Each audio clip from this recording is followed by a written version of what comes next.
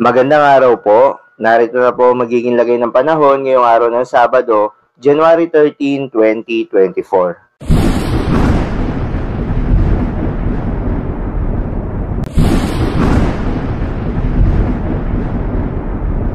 Sa kasalukuyan nga at ayon sa pag-asa, dahil sa patuloy na paglakas nitong Northeast Monsoon o hanging amihan, bukod nga sa Luzon, ay nakakaapekto na rin ito sa western section ng Visayas.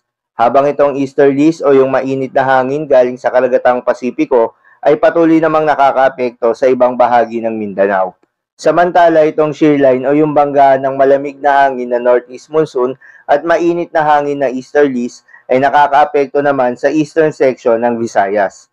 Magandang balita naman dahil ayon sa pag-asa ay walang binabantayan na low pressure area o bagyo sa loob at labas ng ating Philippine Area of Responsibility na maaaring makaapekto sa ating bansa for the next 3 days.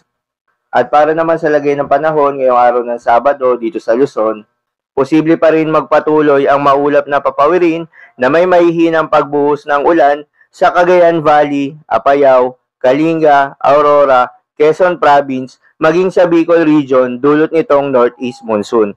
Sa Metro Manila naman at nalalabing bahagi ng Luzon ay asahan ng isolated na mga pulupulong pagulan o pulupulong mahihinang pagulan dulot rin yan ng Northeast Monsoon. Para naman sa lagay ng panahon sa Visayas at Mindanao, asahan sa Eastern Visayas at Central Visayas ang mahulap na papawirin na may mga pagbuhos ng ulan na epekto pa rin itong shear line. Kasama na rin dyan ng Surigao del Norte at Dinagat Islands. Sa natitirang bahagi naman ng Visayas, isolated light rains pa rin ang mararanasan ng ating mga kababayan at sa natitirang bahagi naman ng Mindanao, asahan pa rin ng mga localized thunderstorms dulot nitong easterlies. Kaya naman iba yung pag-iingat po sa ating mga kababayan sa mga banta ng pagbaha o pagguho ng lupa at inuulan na ang kanilang mga lugar noong mga nakarang araw pa.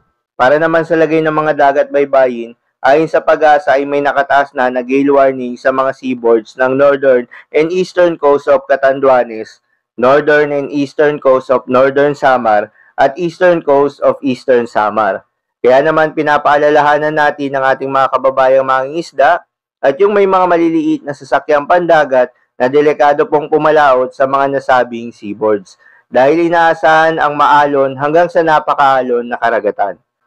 So, yun lamang po para sa lagay ng panahon ngayong araw ng Sabado. Keep safe, everyone.